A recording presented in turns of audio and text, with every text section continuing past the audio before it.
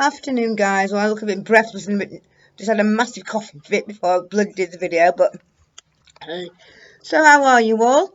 Um, God, I know you don't all want me to bloody die, but Christ Almighty, do I feel like it? I keep having twitches now because I've got not enough oxygen going around going around my body and stuff. So I know I've got further on, but anyway. So today's video, I racked my brains a little bit and thought, what shall I do? I thought I'm going to do the first time I ever got arrested and the last time. Okay, so when I was just 16, before I got sort of into prostitution, I was going out with a lad from Chesterfield and he was already on heroin. And even though I couldn't see it at the time, my mum said, "Oh, he only used you and he comes to me on gyro day." She were right, mums always are, aren't they?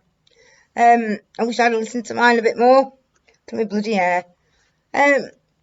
So I used to go shoplifting, and I didn't do shoplifting as in, where most people do, sort of go in shops and help themselves to whatever they can, whatever's sellable basically. Say, your meat, your cheese. What else do they have? Chocolate or wash powder, don't they?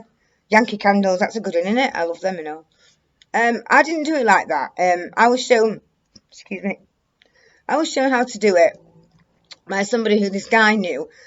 She was from Scouse Murray, I think Liverpool. I can't remember her name. She knew her from here. Scouse Murray, I think she was called.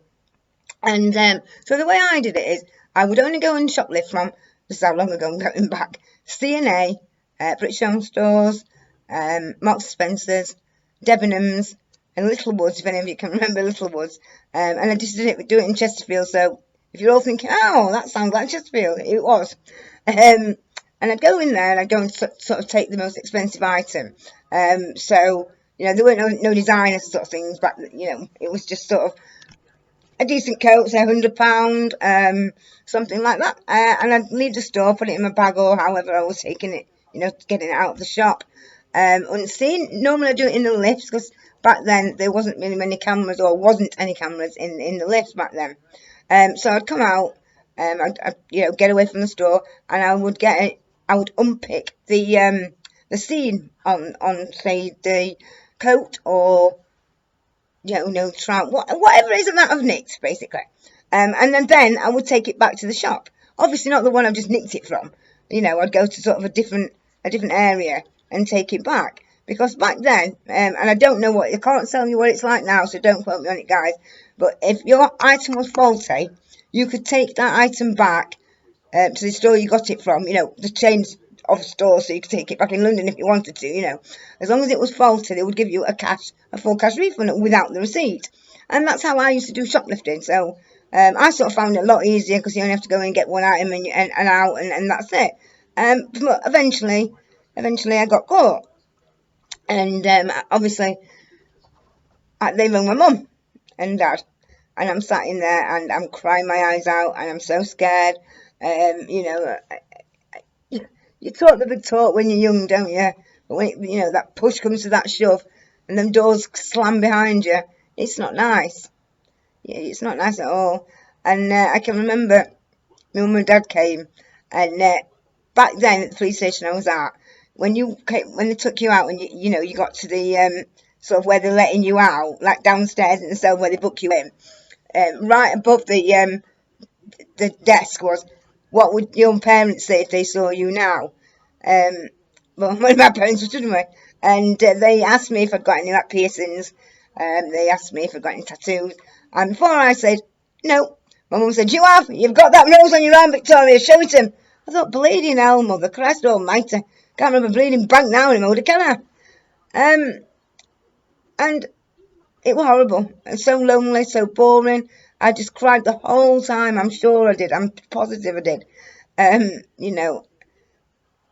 Now, the last time I got arrested, this is obviously more detail because it's only just happened. Well, not just happened, but I was raided for conspiracy to supply Class A drugs. And oh my God, they ain't considered bastards. Sorry for swearing, guys, but hey, they come at bleeding 7:30 or 7 o'clock in the morning, the fuckers. So they've come in and I sleep on my settee, mate. and my little dogs, and I'm watching that Netflix all night. Because I don't really sleep that much because I'm COPD, I'm always coughing, waking up and stuff. So, wow, they come barging in. There's only no, I had one child then, so there's only me and little Miles. They come running, barging in like, like I've got a suicide bomber there, or children hidden in every cupboard, So in they come, they went, there's a warrant out for your arrest, Victoria. I went, what the bleeding hell for? He said, conspiracy to supply Class A drugs. I went, I think you've got wrong house. I'm a prostitute. I am not a drug dealer. So they come in. I've got a little bit of drugs, some on the foil. What else have I got? A little bit of money, but not loads. I think about £50. Nothing really. So yeah, they come in. I didn't have time to plug it neither. Didn't even have time to swig my methadone down. Oh God! So they kept me where I was, and they're sort of trying to explain what they can. Basically, starting to look now. I'm a hoarder. Well, I say I'm a hoarder. There's a little room in where the the balcony used to be, and it's just got scrap metal in it. I love going scrapping, and there's a few boxes in there with my rye and stuff in. It's neatly packed, but in the shed bit, right where the chute is, well, I've got about 300 handbags that I've found. I've got all sorts. Rammed my cupboards are. I thought, listen, lads, you're going to earn your money today, mate. Fucking searching my house. At that time, the bedroom, I wasn't working, so the bedroom was everything piled in all over. Wow, I've sorted it out now, but God, I nearly went on one of them hoarding shows, So, I really just think they're going to earn their money today. So, they've got me, this woman's come in, these two women. One you can tell is an utter dickhead. And, I'm not a fan of police, but like I said, I'm only not a fan of the police because I'm a criminal. They're doing the job, aren't they? It is because they do my fucking end because I am criminally minded. If you're not criminally minded, the police don't really bother you, do they? Be honest, So these two lasses come in. One looks like clearly bullied at school. The other one, she's looks like a really nice young lass. And she was sort of new on the job. I think they were sort of working alongside her. She just got into CID, I think. Well, anyway, long story short, they've took me out of the police station. They've got me dressed. I've told them where to go. She come back with some odd socks, no pants. She come out with a blue jumper with a V-neck on. I said, it's bleeding cold itself. Get on with a big polo neck, big turtleneck, love. She went, bloody hell. So anyway, they've got me dressed, took me downstairs. I took the dog to my neighbours. After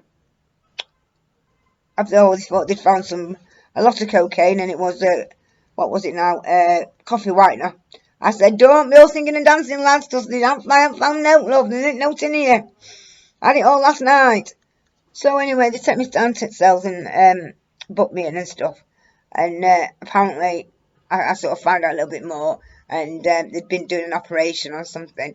And I was caught on CCTV sat in a car while somebody sold drugs to an undercover police officer. Now, I was on daily methadone then. So I said, listen, you can't take me for long, love. One, I've got to go and get my Asda. My Asda's coming. And I need to go and get the methadone. They went, well, we'll tell the lads who's searching your house to leave a note on the door about your Asda.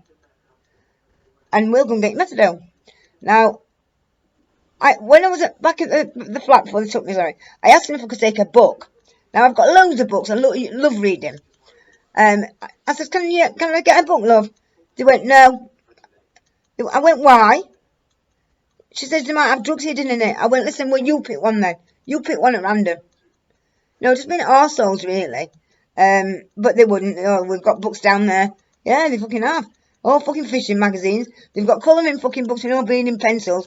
They found pencils just after I fucking had me bloody interview and I'm going away. So you fucking did that on purpose. So I'm rattling all day because you're rattling. As soon as that door shuts, whether you are or you're not, I'm going, Elvis! That bloody dog. Miles never gets shouted at. It's always bloody Elvis being naughty. So the moment they shut the door, I'm feeling shit. I didn't. They went from picked my methadone at 10:30 and didn't give it me till 9:30 at night. I mean, so even though I am criminally minded, to those of you who aren't, that is a bit of a piss take, isn't it? You know. So I thought, oh fucking hell, I'm bleeding bored. So I went outside in the exercise yard, bleeding exercise yard. I think a fucking dog's got a bigger, bit to bloody walk round when it's in chuffing kennels. So anyway, it's raining, but it's a bit undercover. Because your mind it's horrible when you finish it, and when you finish it in a police cell. For those of you who have, you'll totally agree with me, and those of you who haven't, it's very hard to explain. It's you can't do nothing about it. You can't. You can't go out and just score. You can't go out and beg. Please give me a lay on dealer. Nothing. You're stuck in this fucking cell. So I thought I'll go outside for a bit. Well, he says to me, "You're on camera, love. This is what button you need to press when to come in." Ah, fucking buzzer with Brock. I'm right there all fucking day. Right there 4 hours. Oh, Jesus Christ, it were horrendous. So anyway, I gave him, had an interview and sort of got bailed. Well, all it was is I had some cars in my name that somebody was using. But, when I thought to myself, I was 16 once, and I cried my eyes out because I was scared. And now I'm crying my eyes out because I've got no bloody drugs and I'm rattling and they're keeping me. No, I think, what is it? I would rather do a month in prison than one night in a cell. I don't know who agrees. Let's have a vote. So they are my first and my last offence. Well, not offences, but times of getting arrested. Come on, like and subscribe for me. Get me shared. Let me get live. Come on, let's get live. Let's meet each other, guys. Come on. Love you all.